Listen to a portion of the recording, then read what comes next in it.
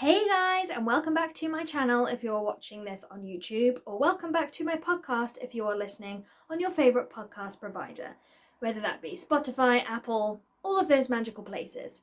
So I really hope you are enjoying these podcasts that I have been doing for you. I know they haven't been as often as I'd kind of like to, but I'm not putting any pressure on myself. If they happen every week, they happen. If they don't, they don't. You just have to kind of wait for a couple of weeks or whatever.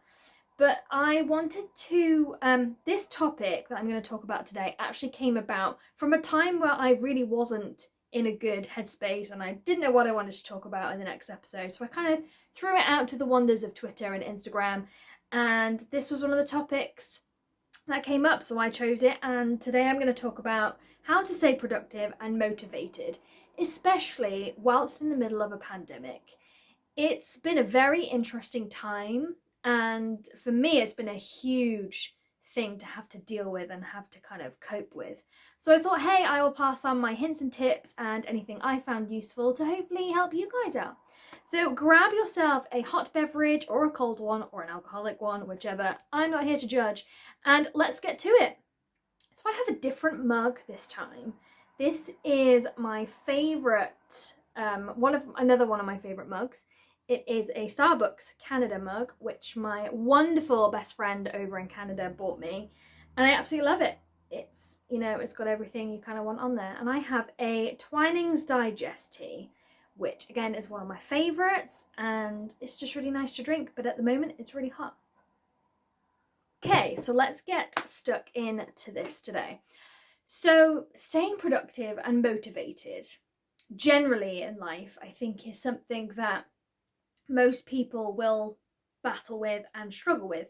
And I think it's just human nature, especially for people who do suffer potentially with anxiety and overthinking. We tend to put a lot of pressure on ourselves to try and stay productive and stay motivated, and then we end up burning ourselves out.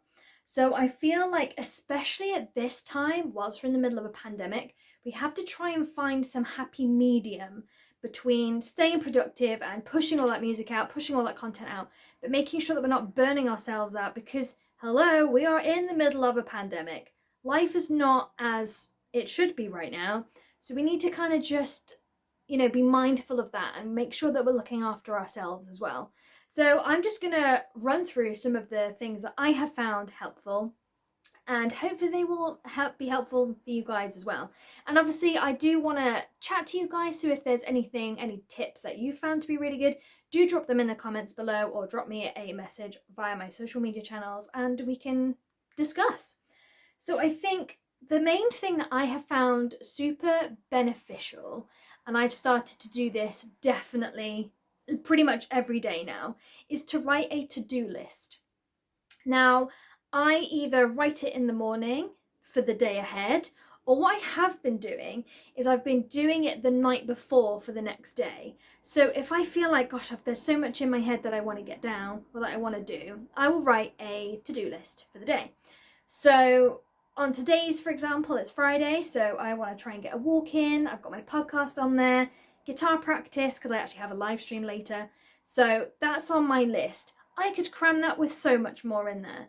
But I'm just trying to be realistic and not burn myself out, because I know, again, for us ladies and people who experience it, it's nearly that time of the month. So, my mood swings are quite erratic. There are times where I literally just want to sit on the sofa and watch Netflix, cuddle a guinea pig. So I'm just trying to look after myself, but trying to stay productive at the same time.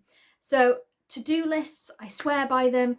I have this really cute little to-do list pad here, which you can just peel off once you've done it. But I have found that super, super helpful. And they say, like, if you write stuff in your phone, like, that's good. But if you're physically writing it down, you kind of more, what's the word I'm looking for? It's more of an incentive to do it. I think the action of writing something down maybe makes you more accountable. I don't know. That's kind of how I feel. If it's on my phone notes, I'll forget about it or randomly delete it. But if it's written down, it's there, I see it, boom, let's do it. So that has been really good. But try and set yourself realistic goals for the day. Don't go crazy and try and write a whole album in a day or all of this sort of stuff.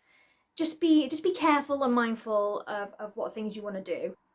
I know there's that whole thing of, well, if Beyonce's got 24 hours in a day, like we have too. But yeah, Beyonce also has like nannies, managers, loads and loads of money. So she can do all those sorts of things in 24 hours. Me, on the other hand, I don't quite have all of that yet. So I still have to just look after myself with the hours that I'm willing to work. So yeah, get on your to-do list. That's really good. Exercise has been super good for keeping me motivated and productive. So exercise releases endorphins, which can turn your maybe not great mood into a good mood and put you in a good headspace, make you feel good. You're obviously burning calories as well, which is no bad thing. But I think it also kind of maybe keeps you in the present and focused, and you're focused on what you're actually doing. And in turn, that can then keep you productive and keep you motivated for the day ahead or for the evening or whenever you decide to do your exercise or your walk. That can definitely help. So if you're not exercising at the moment, maybe just dabble a little bit, because you'll find that actually, if you exercise, it brings about so many other amazing positive things. So definitely have a look into that. I mean, walking is free. You can just go out, even if you walk down the road, it's free. It's great. Just do it. And you're getting in all that fresh air. So I've been doing this new thing where the first part of my day, whenever I come downstairs, fed the pigs, I stand with the back door open and I just inhale all the fresh air for a good 10 minutes. I will stand there and just inhale all this fresh air in. And I do feel good. It puts me in such a good headspace and I feel grounded, and I feel that no matter what happens, I look out and I'm not alone in a weird way. It's like there's a quote that if you look at the moon, there's always someone else looking at it as well. So it makes you not feel alone. And I love that. I really love that. If I ever feel like I miss home, which I really do at the moment, or something like that, I always imagine them looking at the moon and I'm looking at it as well. So it's like we're kind of connected. Anyway, going off on a huge tangent, which I pretty much nearly always do. Another thing which is huge for me, and if you guys follow my YouTube channel and just know me as a person, I've been trying very hard to approach things from a grateful place, from a grateful and thankful heart. And I know it's super hard in these times to try and find things to be grateful for, but honestly, even having fresh water, heating, clothes, food are all things to be thankful for, because there are people in this world who don't have that. So for me, if I'm grateful about these small things, it motivates me to keep going to push for the bigger things I want in my life. You know, a house, a new car, all of those things. So if I can be grateful for the things that I have now, it motivates you to keep going for all the other good stuff, yeah? So start off small. You can write 3 things, 5 things, whatever you want to do. But I've found that once I start writing, I think of so much more of the stuff that I'm grateful for. And I kind of love that, because you're like, oh look, and then I'm grateful for this, I'm grateful for this, I'm grateful for this. So any little thing, don't bypass it, write it down, and I can guarantee you will start to feel better and realise how much amazing stuff you already do have in your life whilst you're working on the good stuff. I don't mean the good stuff, I mean on the other big stuff. Another huge thing, which I'm not the best at, I did try, but it just kind of fell by the wayside, is to put your phone away. So if you are, for example, if I'm on one of my work days, this past week has been super busy at work, so I have had to really just move my phone out of the room so I can concentrate on the job in hand and not procrastinate. So with my new phone, so again, for those of you who know me, know that I switched from an Apple to a Samsung phone because it was a better deal, the camera is insane on it, everything was just so much better. But there's also modes that you can set yourself, so you can set like a focus mode, work mode, me mode, and you can set what you get notifications for. So I have a work mode where it turns notifications off for my emails, Facebook, Twitter, all of those things, and I just keep WhatsApp just in case there's an emergency at home or anything like that. So this phone's great for that. Have I used it? No. I've used it like a couple of times. But one thing I am going to start doing is if I'm trying to write some music or guitar practice or anything like that, I'm going to keep my phone in a separate room and not worry about it, because again, it's that fear of missing out. It's that thing of, oh God, what if someone contacts me about a job or a song or something like that, it's okay. Like, it can wait. Nothing's gonna happen. They're not gonna disappear. Just give yourself that space, give yourself that time to focus on what you need to do. Your phone will be there, they will still be there. You know, if it's your mum trying to ring you, you know, she knows that you love her, but just, you can say, oh, I was just busy or whatever. Don't feel like you have to just constantly be there. Turn your phone off, put it away, do what you need to do just to get stuck in and get motivated. Get stuck in.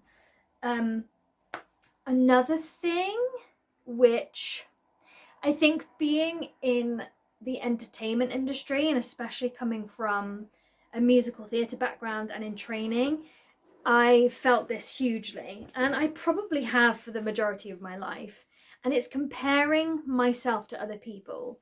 And I see it all the time. I see it all the time on social media. I see it with the younger generation who are trying to be Kim Kardashians. They're trying to be something that they're just not. And it's toxic. It's really toxic. And I last felt this quite intensely a couple of years ago when a situation happened when my EP came out and there was some other situations going on, and I was constantly comparing myself to this other person and being like, well, why are they releasing this and I've just released this, and why are they getting this gig and why am I not getting that? That's not your journey. You are not on their journey. You are on your own journey. No matter what that journey is, just, you can't focus on them. You cannot focus on it. Your life is going to go somewhere different to theirs. And the hardest thing, but the best thing you can do, is wish them luck and be really happy for them. Because if you're happy and you want them to do well, that again brings good things into your life. Try not to be spiteful. Try not to be kind of dramatic about it. It is difficult. It is very hard. But the nicer you can be about celebrating other people's successes, the better it makes you feel, and the more doors will open to you. You know, again, I'm very open to the universe and the way it works and God and all those things. And there's I'm not sure, the Manxies who are listening, I'm really sorry, but I think it's a Manx quote or it's a Manx saying that it's what's for you won't go by you. So basically anything that is supposed to happen in your life will happen to you. It won't go past you. So again, that kind of gives you a nice sense of, oh, okay, I can kind of release. Whatever's going to happen in my life that's meant to happen will happen. You know, God will give it to you. The universe will give it to you.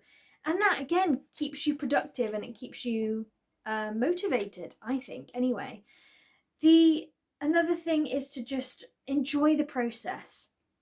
And I have been super guilty of this, especially last year when I was banging out all of those tunes and releasing all that music. I was not focusing on the process of creating the song.